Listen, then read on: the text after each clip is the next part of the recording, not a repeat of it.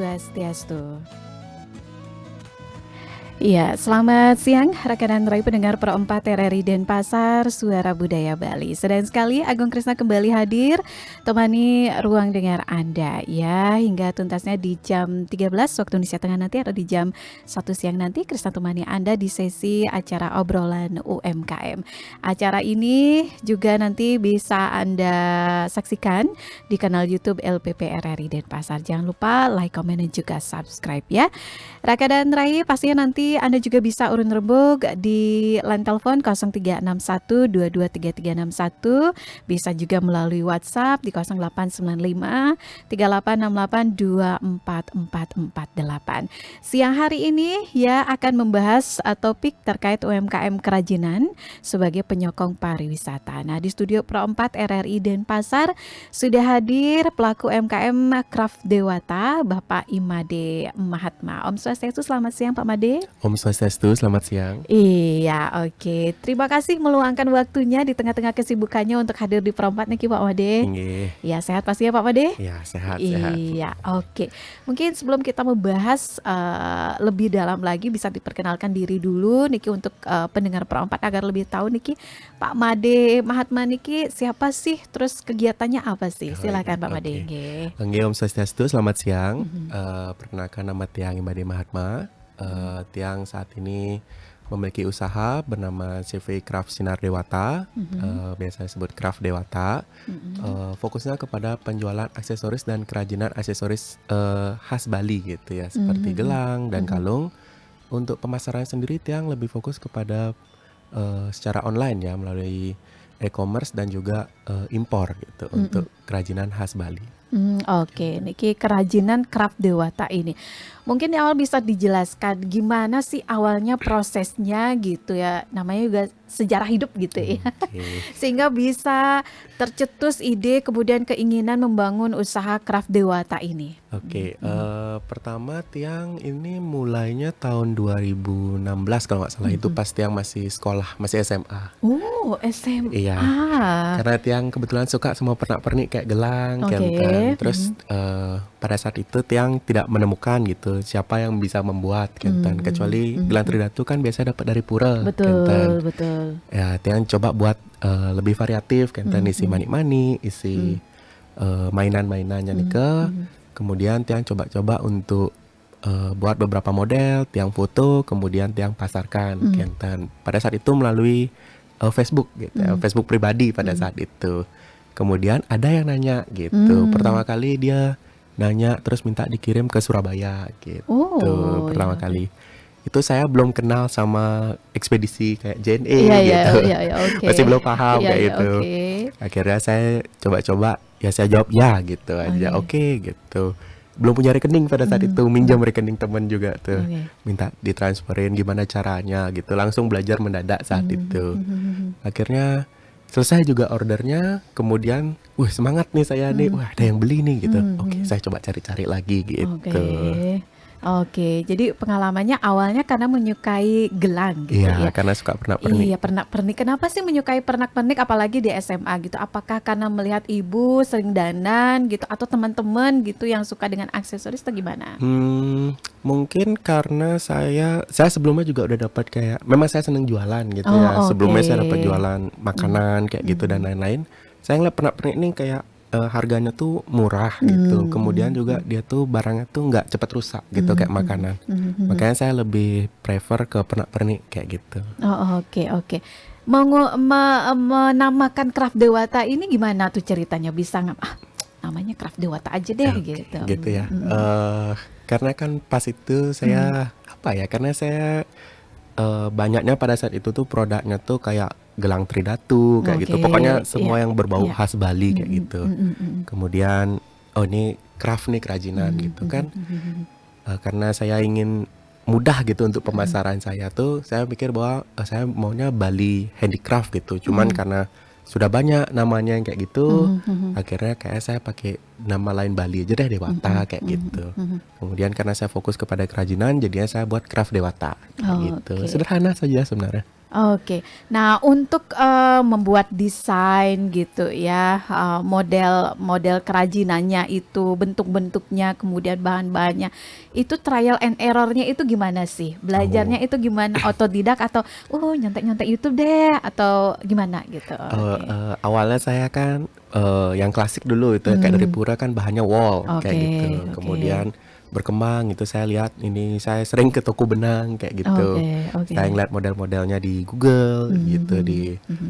grup-grup pengrajin yang di Facebook gitu. Oh, model Mmm, yang ini nih bagus gitu. mhm Oh, mhm. model yang ini Oke gitu. oke oke. Akhirnya coba buat untuk beberapa model lainnya, keterusan sampai sekarang. Oh gitu, iya. Kalau untuk dari bahan-bahannya itu dari awal sampai sekarang itu, ngambilnya di mana gitu? Ke Apakah hanya seputaran, kerjasama dengan toko-toko lainnya di Bali atau juga mendatangkan dari luar Bali untuk manik-maniknya itu atau gimana? Mhm. Kalau untuk bahan baku itu ada yang dari Bali gitu, karena Mmm, lebih mudah untuk didapatkan gitu. oke. Tapi ada juga yang memang saya dari luar Bali untuk Mhm, cari bahannya yang memang tidak ada di Bali gitu, atau mhm. mungkin selisih harganya itu cukup jauh Mhm. gitu. Oke. Gimana sih awalnya gitu kan ini SMA, masih masa-masa belajar gitu ya, udah jualan gitu, udah dapat, orderan pula dari Surabaya pula. Ini gimana sih dukungan atau, komentar dari orang tua deh, kamu jangan jualan dulu deh, belajar dulu," atau gimana nih? Pada saat itu karena memang saya diajarkan juga untuk membangun bisnis gitu ya sama bapak Oh, gitu. oke. Mhm. Yang penting saya pada saat membuat ini tuh dan berjualan ini tidak mengganggu kegiatan sekolah saya Mhm gitu. mhm Karena memang mhm. buat ini tuh kan begadang gitu. Mhm Baru mhm. sore pulang sekolah itu baru bisa buat sampai jam 12 gitu Mmm, buat. mhm mhm. Jadi ya yang penting tidak mengganggu kegiatan sekolah ya silahkan dilanjutkan seperti itu. Oke oke. Sempat vakum saya pas masa kuliah itu kalau nggak salah mulai nyusun skripsi itu dapat vakum sekitar 2 tahun. Tahun berapa tuh? 2000 berapa tuh ya? Saya 2019. 2016 tuh kelas 3 SMK tuh 17 18 ya 8 17 18 19 tuh. Sebelum Covid tuh pokoknya gitu. Oke. Saya gini vakum dulu habis itu mulai lagi gitu. Oke, ini menarik ini ya. Nah, kita berbicara di awal dulu ya. Kan di SMA, kemudian mencoba membuat desain juga Mhm. produk-produk yang memang dibangun dengan ciri khas sendiri seperti itu. Ini ketika awalnya mendapat orderan dari Surabaya, kemudian berikutnya seperti apa sih respon pasar yang dirimu lirik gitu setelah dapat orderan pertama Oke. gitu? Pertama kali kan dapat order tuh, wih seneng gitu Seneng kan, seneng banget, gitu ya, wih banget. lumayan tuh berapa tuh ya berapa bulannya, 70.000 pas Oh, tuh oh, jualan, oke. tambah Kayak ongkir. menang lotre gitu, Iya, jadi pengen lagi deh iya gitu gitu ya. kan, modal dikit nih gitu dapat banyak gitu kan, Oke, oke. ongkir 22 Heeh, 92 tuh oke pas tuh oke 92 inget oke. banget. Udah Mhm, gitu, wah lanjut aja nih gitu kan, buat aja lagi modelnya yang oke.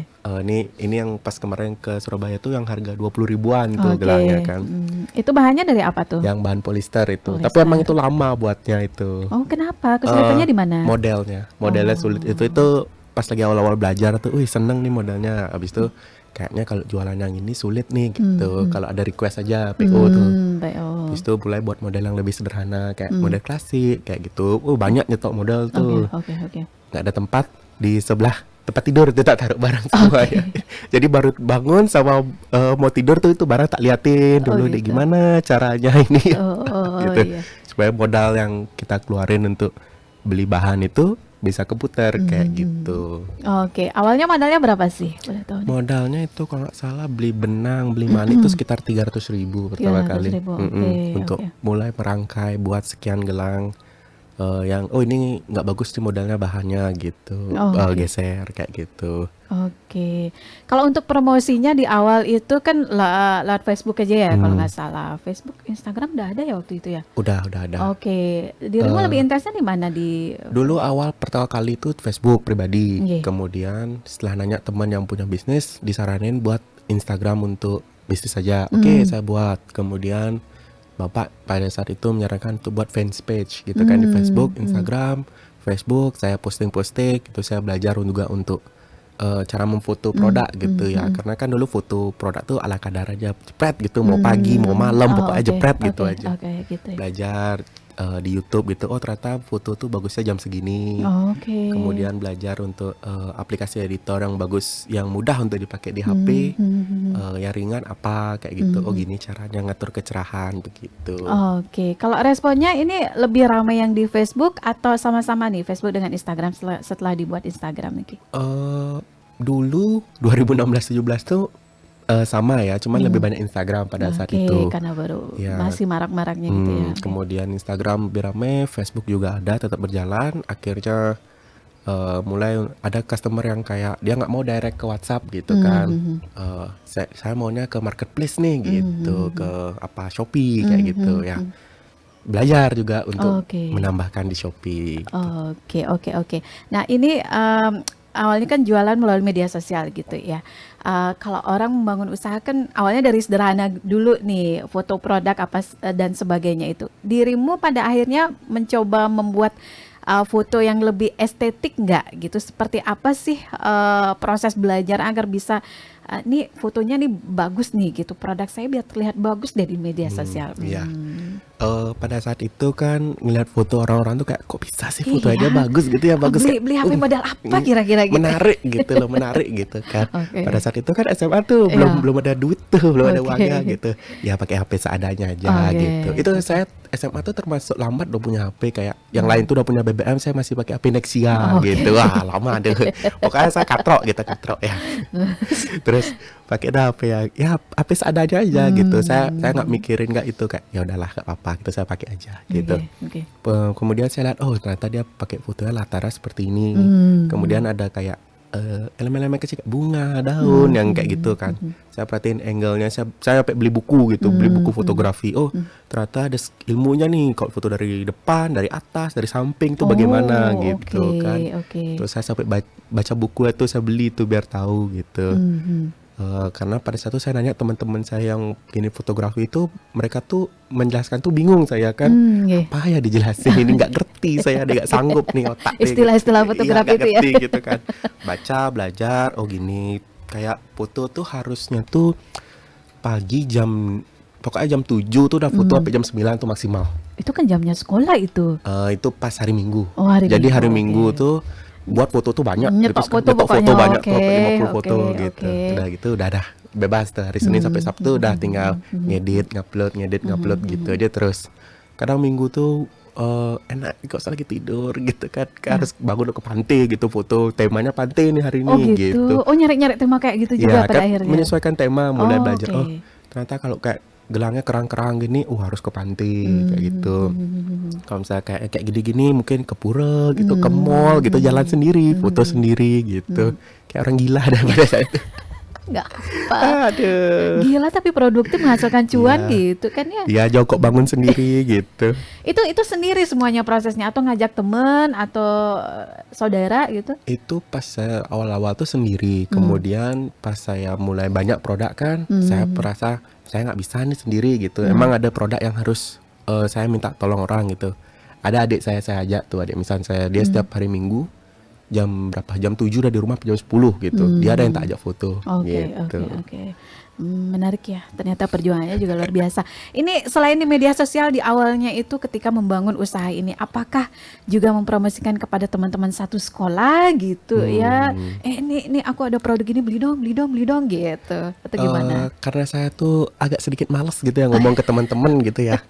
Bukan apa gengsinya nih? Bukan gitu. Soalnya beberapa orang tuh kan kayak ngapain jualan kayak gini? Emang bagus, emang gini, emang gitu gitu. Kayak udah di underestimate ya. Saya nggak mau berurusan sama ini gitu kan. Saya mau nyari orang-orang di luar gitu. Saya nggak mau nawarin ke saudara, saya nggak mau nawarin ke teman gitu. Gitu. Pokoknya kalau kamu mau beli gitu. Soalnya kalau nanti nawarin ditawar harganya gitu. Kalau harga temen harga temen nggak mau gitu. Susah soalnya buat gitu. Oke gitu ya.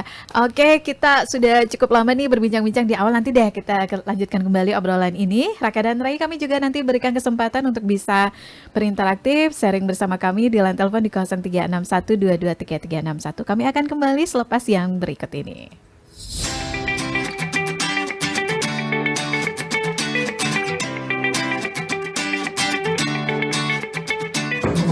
Kak, aku mau cari tempat acara yang strategis, luas dan keren. Di mana ya? Kalau ini mah aku tahu jawabannya ada di RRI Denpasar. Ada tempat outdoor dan indoor nggak, Kak? Ada dong. Untuk outdoor, kamu bisa pakai panggung terbuka dengan halaman yang luas. Nah, indoornya, kamu bisa pakai ruangan lobi sebelah barat, studio Ramayana, studio podcast, dan juga auditorium yang keren banget. Wah, asik. Berarti bisa untuk resepsi pernikahan, seminar, pesta ulang tahun, dan konser musik kan, Kak?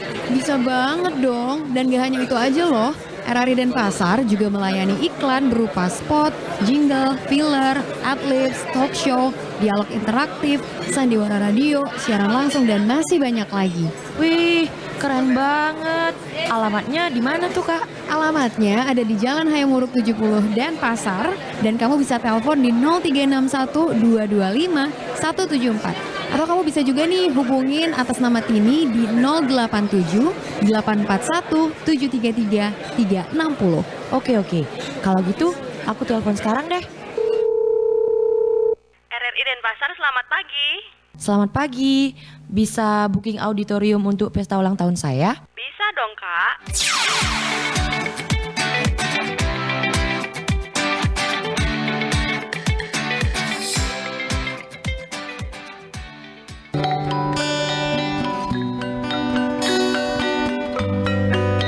Manfaat daun kelor. Daun kelor memang sering digunakan dalam ritual ataupun ramuan tradisional, namun secara ilmiah manfaat daun kelor ternyata sudah banyak diteliti oleh ahli pengobatan dunia.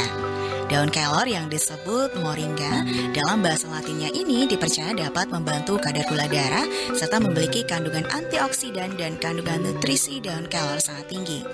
Daun kelor di samping untuk obat tradisional juga perlu ditanam di halaman rumah untuk menangkal gangguan roh-roh jahat. Beberapa peneliti menyebutkan banyak khasiat dari daun kelor diantaranya memberi nutrisi untuk tubuh seperti protein, vitamin B6, vitamin C, zat besi, vitamin B2, vitamin A, magnesium, dan lain-lain. Daun kelor juga kaya akan antioksidan, menurunnya kolesterol, mengatasi kanker, memperbaiki daya ingat, memelihara jantung, mencegah anemia, mengatasi wanita menopause, dan juga bisa meningkatkan berat badan anak balita serta menangkal racun pada tubuh. Selain itu, meski daun kelor bermanfaat untuk kesehatan, sebaiknya tidak mencoba menggunakan bagian lain dari pohon kelor yang belum terbukti khasiatnya secara ilmiah. Misalnya, mengonsumsi akar dari daun kelor yang disebutkan mengandung bahan racun. Dan juga hindari mengonsumsi ekstrak pohon kelor apabila sedang hamil dan menyusui karena akan berpengaruh pada bayi dalam kandungan.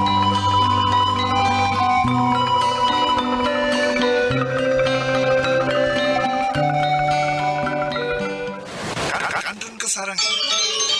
Hormat RRI Denpasar, Suara Budaya Bali.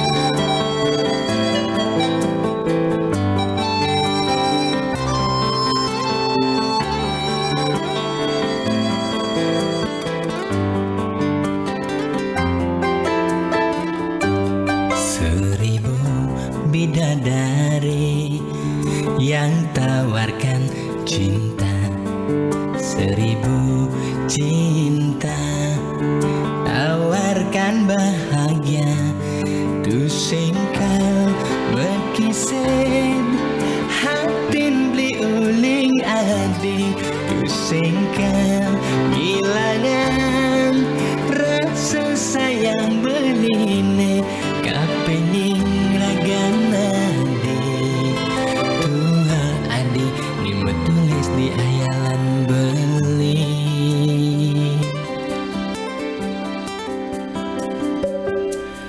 Terucap janji suci takkan berpisah selamanya, kesaksian prajuru lan keluargane sami belingi deh adi nutugan tresnan beli abe kepelaminan majang kapan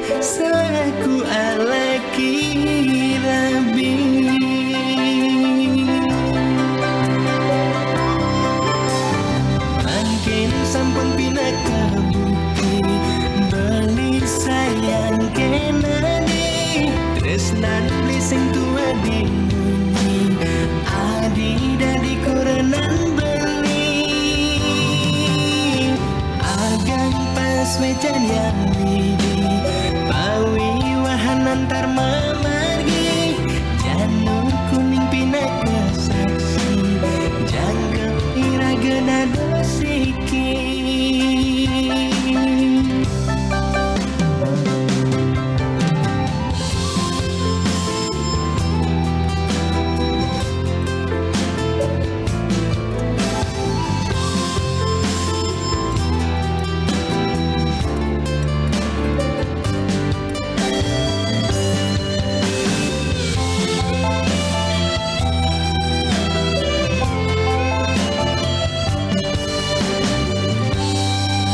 Ucap janji suci akan berpisah selamanya.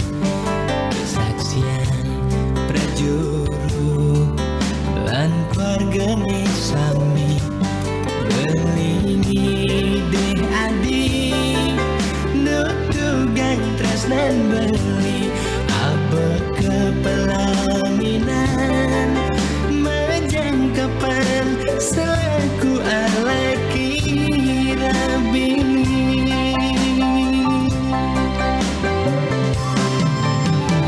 Mungkin sampun pindah ke bukti beli sayang kenani tresnan bising tua dimuni adi dari kuranan beli agar pas wejangan diri pawi wahanan tar memargi janur kuning pinaka saksi jangkap iragana dosiki.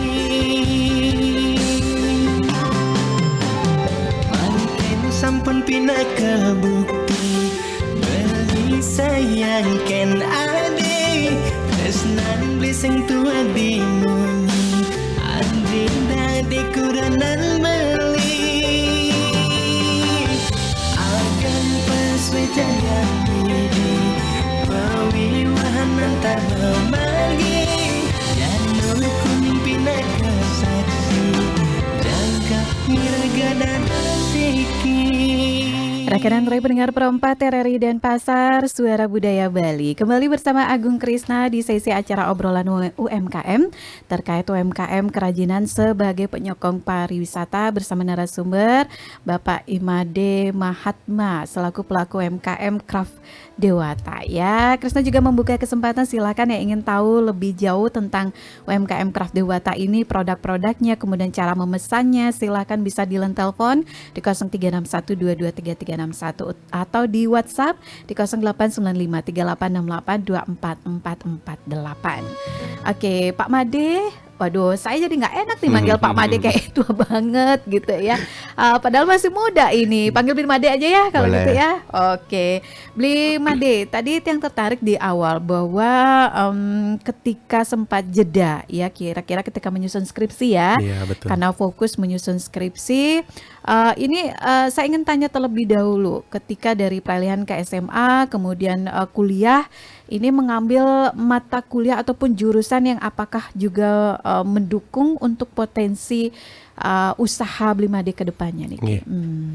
Tiang lulusan Universitas Mahasaraswati Denpasar, tiang mengambil jurusan akuntansi karena sebelumnya tiang bersekolah di SMK Negeri 2 Denpasar jurusan akuntansi juga. Kenten. Kemudian selama tiang vakum kan ya. Tiang vakum nih kan tiang mengurus skripsi gitu, tapi tiang dapetnya jualan gitu. Kayak sebulan cuman 2 atau 3 customer aja yang tiang handle gitu. Sebelumnya tiang dapat rencana untuk tutup Instagramnya kayak gitu. Karena kan tiang nggak enak sama customer, tiang nggak bisa handle. Tapi kakak tiang pas tuh bilang jangan ditutup, diamin aja gitu. Nanti kalau saya selesai kuliah atau sudah tidak sibuk lagi baru dilanjutkan gitu. Akhirnya tiang lanjutkan semampu saya gitu kan. Setelah mulai nyusun skripsi, mulai untuk sidang kayak gitu, ada waktu luang di sana tiang lanjutin lagi gitu. Oke. Iya. Kemudian untuk jurusan tiang sendiri mungkin memang menyokong untuk kegiatan usaha saya itu. Karena kan dia perlu pencatatan gitu, pencatatan di sana berapa tiang dapat modal, berapa untuk gininya keuntungannya gitu. Kadang UMKM itu kendalanya itu bukan cuman masalah di modal gitu. Padahal UMKM tuh sering banget kalau dia ikut pelatihan tuh modal gitu. Berapa perlu modal gitu. Itu yang nggak dicatat sama orang-orang gitu. Oke.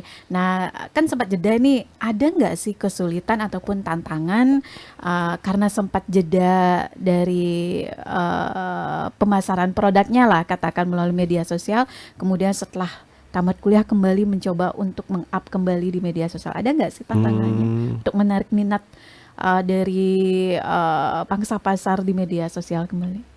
Agak lambat aja gitu ya untuk orang tuh mengenal kembali ini Produknya, Craft Dewata ini apa sih Apa kayak sih? gitu Oh, lagi oke. itu. Kan sebelumnya udah dapat up, habis itu low lagi, habis itu sekarang untuk nyari upnya itu tuh perlu waktu lagi berproses. Itu kurang lebih sekitar 1 tahun kalau nggak salah saya Lumayan untuk juga ya. mulai meng-refresh lagi tuh, kayak nge-refresh feeds gitu ya. Apa aja yang dilakukan tuh? Saya pada saat itu kan mulai lagi saya belajar foto tuh, lupa saya skill foto saya tuh. Lagi saya baca buku ya. Lagi Oke, saya gini oke, foto-foto lagi belajar. Kemudian lagi saya beli buku untuk iklan gitu kan. Gimana cara beriklan di Instagram pada saat itu. Kemudian saya lagi juga ngupload produk-produk di marketplace. Kemudian saya baru juga belajar gini cara iklan gitu. Iklan yang membuat saya sebenarnya 1 tahun tuh cepet juga untuk saya itu ya. 1 tahun tuh. Kemudian fotonya yang itu tuh lagi saya upload lagi foto yang ini, nanti di sekian foto tuh lagi saya upload yang ini kayak gitu terus gitu. Oke. Nah, ini apa namanya? Tadi kan sempat dibilang bahwa tantangannya membangun bisnis itu adalah modal yang utama. Di awal sampai detik ini itu bagaimana sih masalah permodalan itu?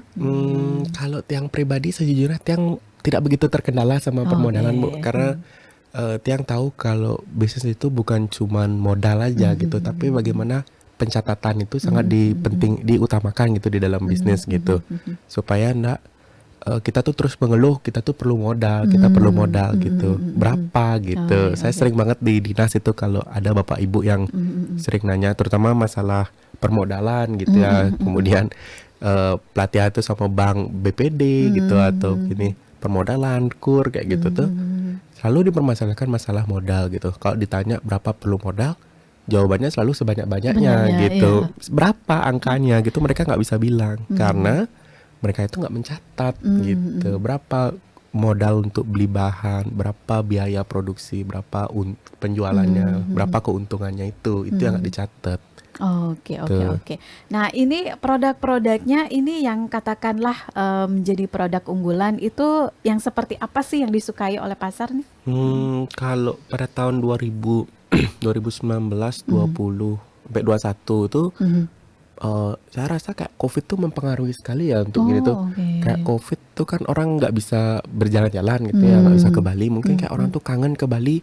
Kayak produk yang gelang Tridatu ini banyak banget tuh laku. Kemudian 2000 yang dari tahun lalu 2023 2024 sekarang nih yang gelang yang lucu-lucu kayak gini yang manik-manik gitu, yang kerang-kerang itu yang lebih laku sekarang kayak gitu.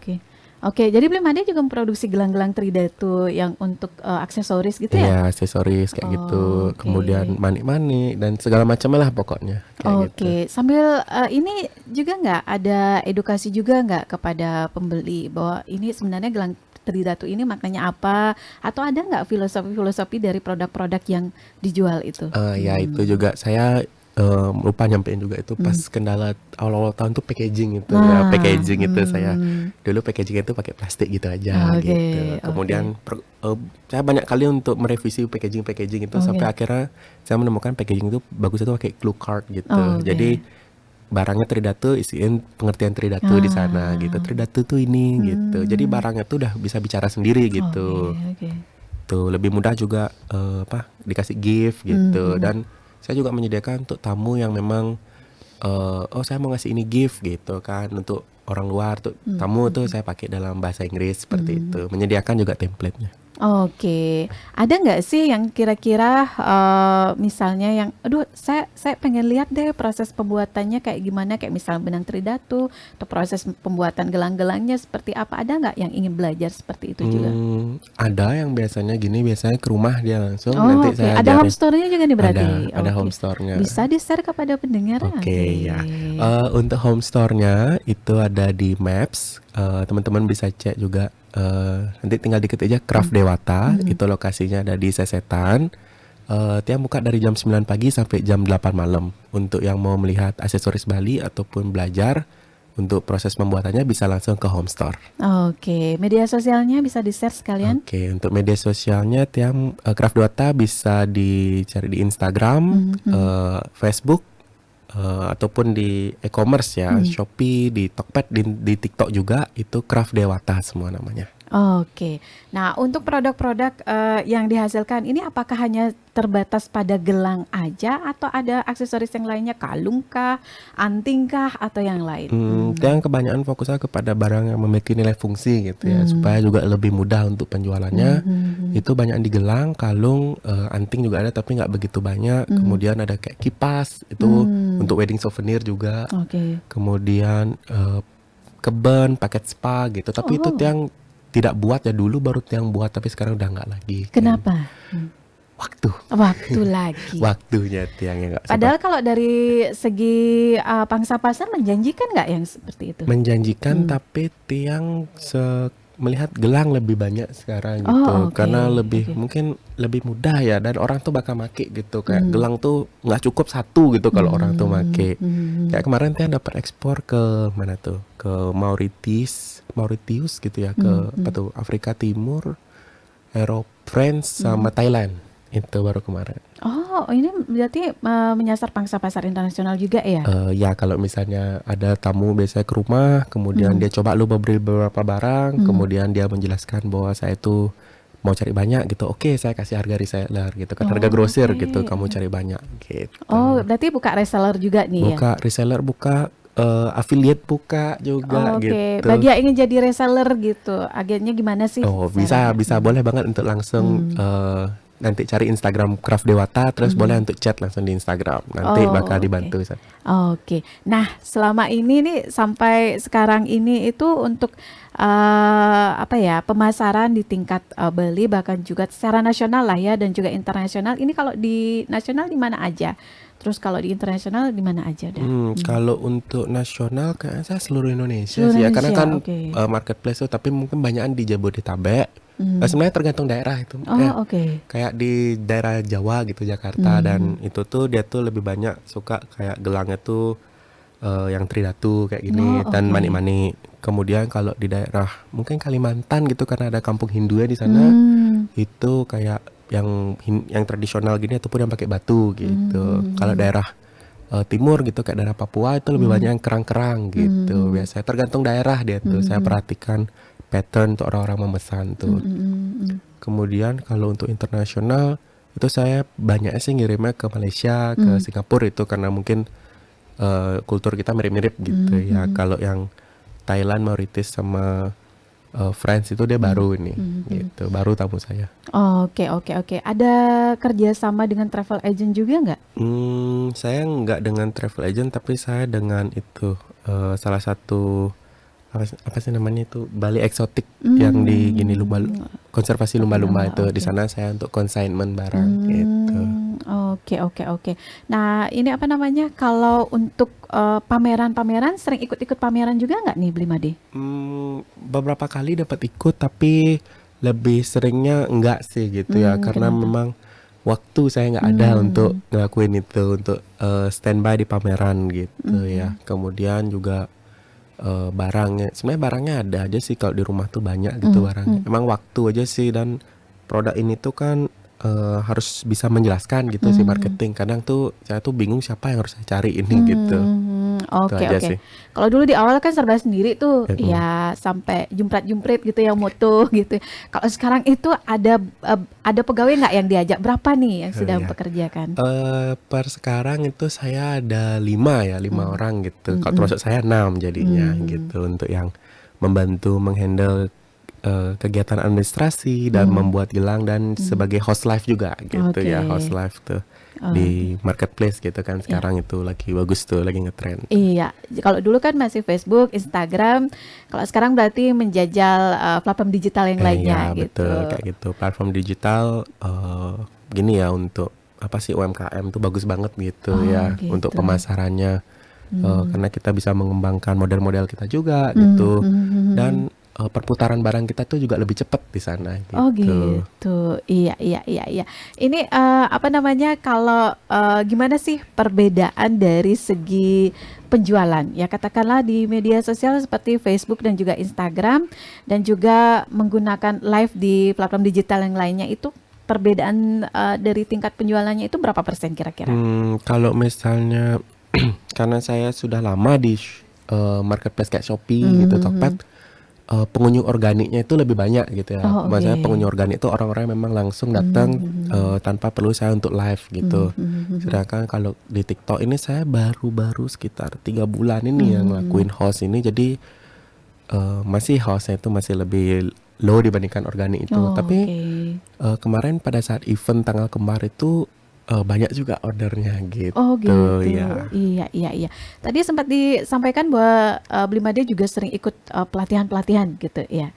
Ini pelatihan-pelatihannya di mana saja, ada ikut dengan dinas koperasi kah atau gimana gitu? Biasanya saya ikut pelatihan tuh di dinas koperasi kota sama provinsi ya gitu kan, yang di Lumintang itu, atau di mana aja mereka ngadain pelatihan gitu. Di hotel tuh biasanya ngikutin aja. Temanya tuh nanti tergantung apa, itu permodalan kah, apakah itu fotografi kah, sistem kah gitu. Saya mengikuti apa yang memang saya perlukan seperti itu untuk pelatihan dari Diskop maupun provinsi gitu. Oke ya. Raka dan Ray, silahkan bagi yang ingin tahu lebih banyak tentang Craft Dewata ini, silahkan di line telepon di 0361223361 ya. Kami akan kembali selepas jeda berikut ini. Waktunya kentongan. Siapa yang paling banyak menyelamatkan korban bencana alam dari reruntuhan? A. Tetangga. B. Pemadam kebakaran. C. Tenaga medis. Jawabannya adalah A. Tetangga. Karena tenaga medis dan pemadam kebakaran jumlahnya tidak cukup banyak, maka tetangga terdekat yang paling banyak menyelamatkan ketika terjadi bencana. Pesan ini disampaikan oleh Radio Republik Indonesia.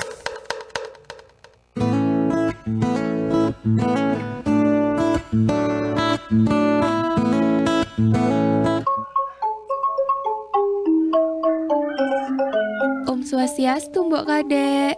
Om Swastiastu. Yeh, nyoman, tumben niki simpang. Nggih, Mbok Kadek, tiang iseng saja mampir. Tiang lihat bunga jepunnya banyak.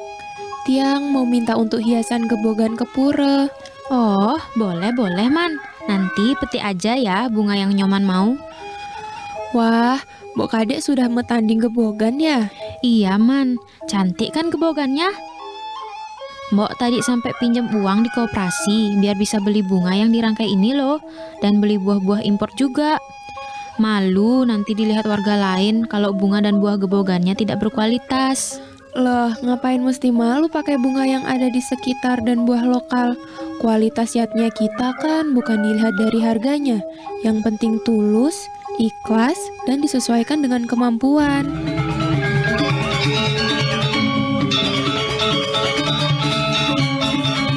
Pelaksanaan ritual yatnya hendaknya menyesuaikan dengan kemampuan. Jangan sampai memaksakan diri untuk bisa terlihat mewah. Mari beriatnya sesuai kemampuan.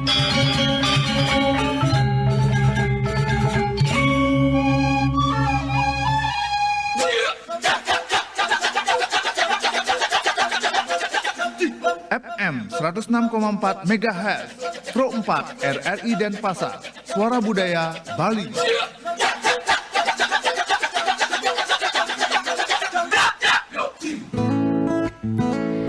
Raka dan Roy pendengar Pro 4 RRI Denpasar, Suara Budaya Bali. Kembali di sesi terakhir bersama Agung Krisna di acara obrolan UMKM terkait topik UMKM kerajinan sebagai penyokong pariwisata bersama Blimade Mahatma selaku pelaku UMKM Craft Dewata ya. Bli Mahatma, mungkin bisa di-share sedikit ini nggih dalam pembuatan produk-produknya ini memerlukan waktu berapa lama gitu dalam pembuatan satu produk gitulah ya. Mungkin tergantung jenis produk ya. Kalau misalnya kita yang paling simple itu mungkin kalau saya konversi waktu itu sekitar 5 menit gitu. Oh. Untuk yang produk yang simple kayak ulir gini. Tapi kalau untuk produk yang rumit, patternnya rumit gitu dan dikombinasi sama batu kayak gitu atau special request mungkin sekitar 30 sampai 1 jam gitu. Itu yang saya agak sedikit lama untuk special request itu. Oh, special requestnya itu. Nah, ini kisaran harganya deh, boleh di-share kepada masyarakat. Oke ya. Untuk yang murah-murah aja ini 10.000 dapat 3 sudah. Mantap. Ya, 10.000 dapat 3. Kemudian yang sedang-sedang yang best selling tuh yang 10.000 satu gitu. Untuk ada yang 15, 20 itu berjenjang terus sampai di 100.000 juga untuk satu gelang itu. Murah-murah aja. Nanti kalau ada yang mau cari untuk reseller juga dapat harga spesial gitu. Oke.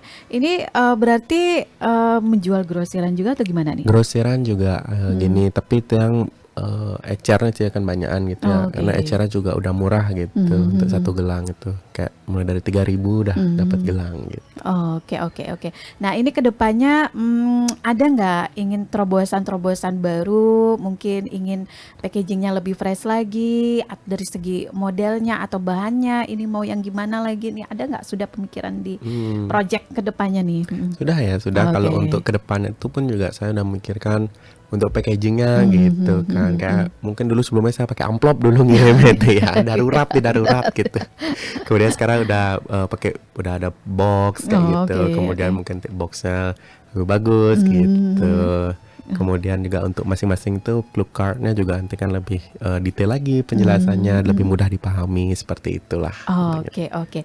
Nah, kalau menurut Blimade sendiri sejauh mana sih UMKM ini menyokong pariwisata khususnya di Bali nih? Kalau di Bali itu kan sektor yang utama itu sektor pariwisata gitu ya. Sektor UMKM itu sangat perlu sekali dikembangkan seperti itu. Padahal potensi UMKM itu sangat besar sekali gitu. Saya rasa kalau untuk UMKM itu mungkin harus lebih untuk para UMKM, untuk para pengrajin itu harus lebih melek gitulah untuk tentang digitalisasi gitu. Kadang-kadang kasihan gitu sama pengrajinnya buat barang bagus-bagus cuma sampai pasar aja seperti itu kan, sayang sekali gitu. Padahal bisa lebih daripada itu jauh gitu. Kadang-kadang juga pengrajin tuh dikasih tahu buat yang ini bagusin dikit gini, nggak bisa gitu, yang ini pokoknya ini udah bagus gitu. Susah kayak gitu itu. Padahal sebenarnya pariwisata itu selalu berbarengan dengan UMKM, terutama kerajinan. Kayak kemanapun kita ke destinasi wisata selalu ada gelang tridatu, selalu ada gelang-gelang, kalung, segala macam pernak-pernik itu kan selalu ada gitu dimanapun gitu. Blimade kan sempat cerita bahwa banyak juga turis-turis atau wisatawan mancanegara yang datang ke homestay-nya ya. Kira-kira lebih banyak turis dari mana gitu, dan kira-kira gimana komentar mereka? Yang namanya turis kan agak lumayan melit gitu ya. Nyenye gitu ya. Oke, gimana? Kalau misalnya gini sih banyakan yang mungkin Jakarta, ya anak-anak Jakarta ada tuh sama mungkin tamu-tamu yang udah biasa lama di Bali gitu, karena homestore kan jauh ke belakang tuh gitu. Ya seperti itu gitu ya, belanja gitu, nanya banyak gitu, apa nih fungsinya, manfaat, gimana cara pakai gitu, boleh nggak dipakai tangan kanan, boleh pakai tangan kiri gitu. Wah banyak lah menjelaskan dulu, tapi senangnya beli banyak gitu. Berarti artinya mencari referensi juga, baca-baca juga ya, baca-baca juga gitu, biar nggak salah buat gitu kan, biar nggak salah warna, biar nggak salah bentuk juga gitu. Ini yang seperti dari pura gitu, tapi bukan dari pura gitu, lagi menjelaskan seperti itu. Seperti itulah begitu untuk turis-turis gitu. Ada nggak yang nanya, ini karena gelang tridatu, ini fungsinya apa nih, untuk penarik rezeki atau apa nih? Itu dah pertanyaan paling sering tuh, kayak ini fungsi gelang tridatu ini untuk apa ini beli gitu kan, menarik rezeki bisa nggak gitu. Kadang-kadang kalau gini tuh tak gitu.